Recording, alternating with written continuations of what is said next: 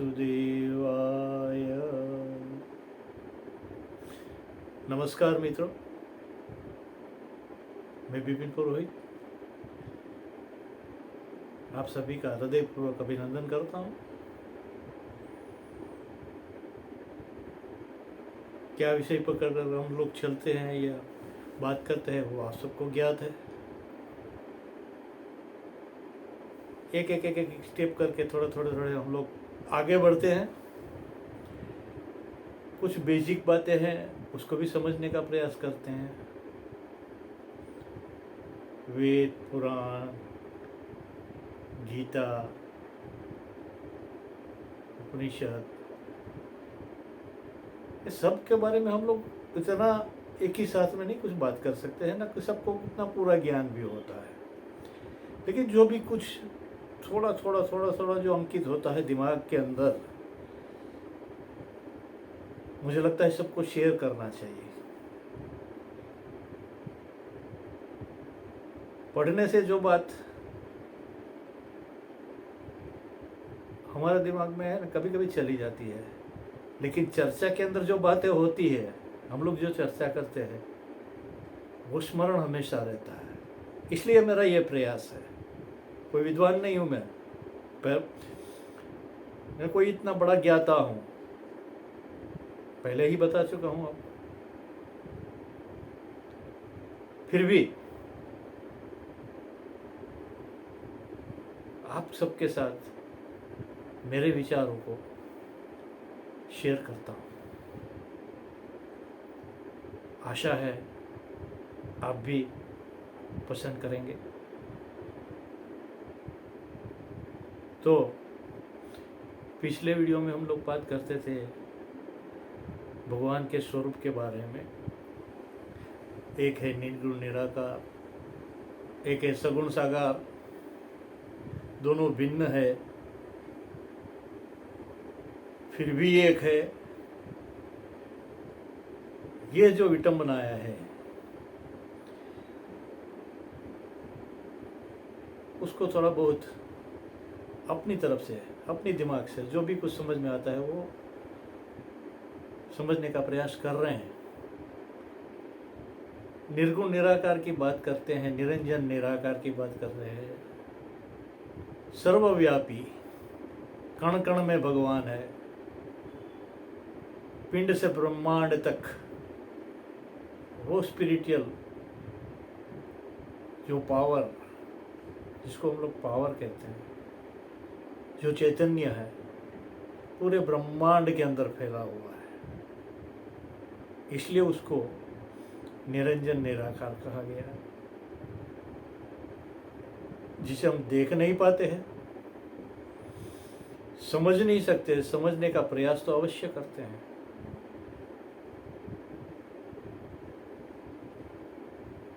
तो सनातन धर्म श्रेष्ठ इसलिए बोलता है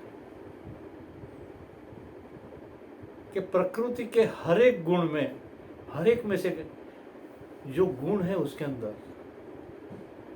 जो अच्छी बातें हैं उसको पकड़ के सनातन कहता है। कण कण में भगवान है, कोई गलत बात नहीं। इस सृष्टि रचयिता ने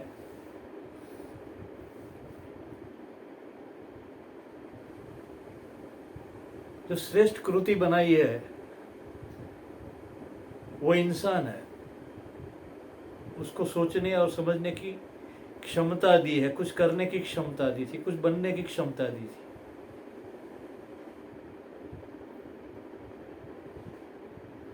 हालांकि उसका उपयोग क्या करना है, कैसे करना है, भगवान ने अपने पर छोड़ दिया है। जाओ, मैंने तो तुमको ये दे दिया है, तुमको क्या करना है, क्या समझना है, क्या नहीं करना है, ये तुमको देखना है। अवतार में आके भी कुछ समझाया है, प्रकृति से भी कुछ समझाया है। उसमें से तुम क्या ग्रहण कर सकते हो, ये तुम्हारे पर डिपेंड है। कितनी आज़ादी दी है भगवान ने। कोई हमारे पर कोई ये अंकुश नहीं लगाया गया कि तुमको ऐसा ही करना है, तुमको वैसा ही करना है, तुमको ऐसा ही सोचना है। कहीं कोई बंधन नहीं। ये जो बंधन नहीं है उसका फायदा इंसान ने बहुत कुछ उठाया है, जाने दो वो बात। प्रकृति के अंदर, सनातन के अंदर हर एक चीज को देखिए आप, बड़ा स्थान दिया है। नदियाँ, जैसे हमारे यहाँ गंगा, यमुना, सरस्वती, गोदावरी, नर्मदा, कावेरी, सरयू, नदियों को माता का स्वरूप दिया गया, पृथ्वी को माता का स्वरूप दिया गया। गुण है उसमें,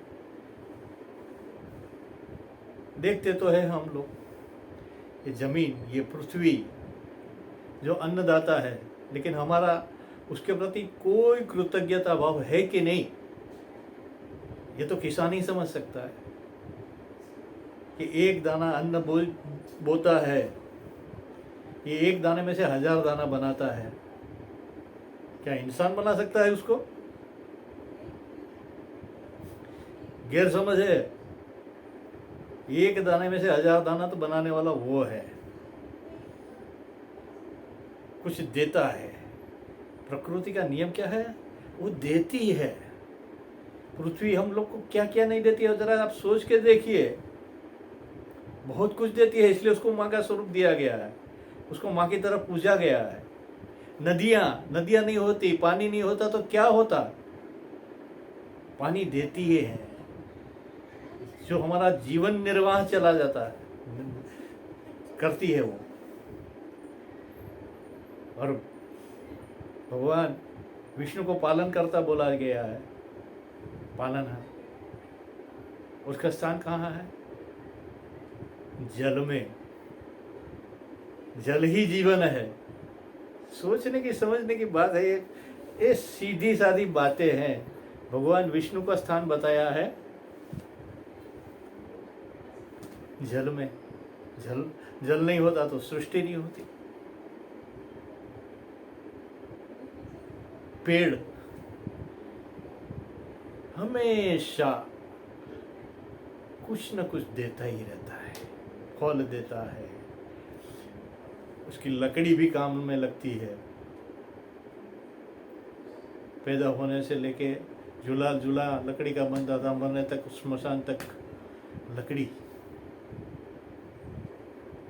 वृक्ष धूप में छांव भी देता है, फल भी देता है। अपने लिए क्या करता है वो? कुछ नहीं। धरती क्या करती है? कुछ नहीं। पहाड़, बादल, पशु, गाय का दूध अभी हम लोग, उसका बछड़े का हिस्से का जो है वो भी हम लोग पी जाते हैं, ले लेते हैं। लेकिन कभी उसने फरियाद की है कि ये मेरा बछड़े का दूध है, मैं दूध नहीं दूंगी तुमको? देता है।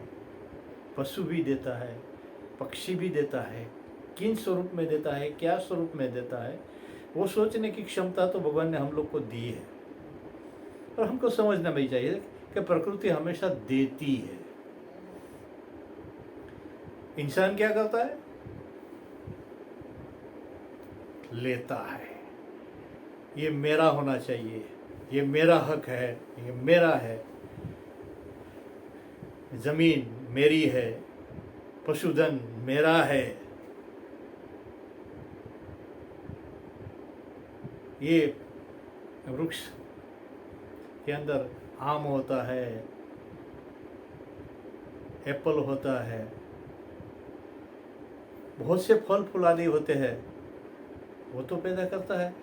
लेकिन वो कभी अपना मालिकाना हक नहीं पैदा रखता है। वृक्ष हक कौन रखता है? इंसान। ये मेरी मालिक का है, ये मेरा है, ये ज़मीन मेरी है, ये पेड़ का बगीचा मेरा है, मैं करता हूँ।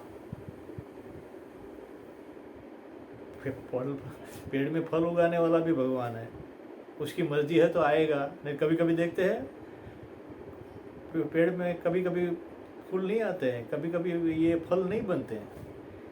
ईश्वर का कुरूप है, लेकिन मानने को कौन तैयार है? वो तो होता है, क्लाइमेट का असर है। ये क्लाइमेट भी बनाता कौन है?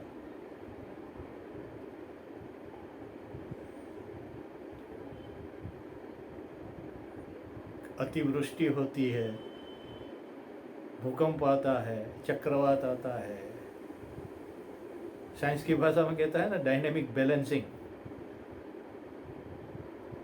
कहीं बोझ बढ़ जाता है, पृथ्वी तो गोल गोल गोल गोल घूमती है ना, उसको भी बैलेंस, जैसे मशीन को भी बैलेंसिंग करना जरूरत पड़ती है ना, जो रोटेटेड पार्ट है उसका जो बैलेंसिंग करना जरूर होती है, नहीं तो अनबैलेंस हो जाता है, कोई बेरिंग चला जाता है, कोई ये चला जाता है, बैलेंसिंग जरूरी है। ये अर्थ भी घूमती है अपनी धरी पर, गोल गोल गोल घूमती है ना, उसको भी बैलेंसिंग की आवश्यकता होती है ना। वो कुदरत खुद करता है, एक जगह वजन बढ़ गया तो दूसरी जगह वजन कम कर देता है। कहीं भूकंप आ गया, कहीं रेल आ गई, कहीं चक्रवात आ गया, एक जगह से जो मास है, जो मतलब जो वजन है उसको बैलेंस करने के लिए दूसरी जगह उसको शिफ्ट कर देता है। मतलब जो अपनी धरती पृथ्वी माँ है वो बैलेंस हो जाती है, साइंस की भाषा में बोलता हूँ तो। लेकिन करता है कौन है? कुदरत करता है, बैलेंसिंग करता है। कुदरत के नियम अनोखे हैं, थोड़ी थोड़ी समझने की आवश्यकता है। निराकार स्वरूप के अंदर जाने से पहले ये सब छोटी छोटी चीज समझनी चाहिए। भगवद गीता के अंदर भी देखिए आप, विश्व स्वरूप दर्शन भगवान दिखाते हैं। विश्व स्वरूप का जो अध्याय है उससे पहले कौन सा अध्याय दिया है? विभूति योग। विभूति योग के अंदर क्या बताया है? हर एक ऐसी ऐसी चीज बताई है। वृक्ष में मैं ये हूँ, प्राणी में मैं ये हूँ, इसमें ये मैं हूँ। हर एक चीज के अंदर उसने दृष्टिकोण बताया है, कहाँ कहाँ मैं नहीं हूँ। देखो तुम, हर एक जगह में हूँ। वो प्रतीक है, जहाँ देखा वृक्ष में पीपल में हूँ, कामधेनु में हूँ, सर्प में हूँ। हर एक चीज के अंदर विभूति योग बताया। उसमें हर एक जगह भगवान की स्थिति कहाँ है, किस स्वरूप में है, सब विभूति योग। अगर विभूति योग अगर सही ढंग से समझ जाएंगे तभी जाके विश्व स्वरूप दर्शन योग है, वो समझ में आएगा। नहीं तो वो फोटो में दिखते हैं ना 1000 मुख वाले, कहीं के मुंह से आग निकलता है, कहीं के क्रोध निकलता है, कोई में दया है, कोई ये है, हजारों लिखते हैं, हम लोग नमस्कार करते हैं फोटो के अंदर। विराट पूरा ब्रह्मांड के अंदर फैली हुई चीज है ये। चीज नहीं बोलना ठीक नहीं है, क्षमा चाहता हूँ, चीज नहीं है, भगवान का वैश्विक स्वरूप है। पिंड से ब्रह्मांड तक फैला हुआ है ये चैतन्य। चलो आगे समझते हैं उसका। आज के ये एपिसोड में इतना ही तक। मानता हूँ आपको भी थोड़ी बहुत बातें पसंद आई होगी। लाइक जरूर कीजिएगा। नमस्कार।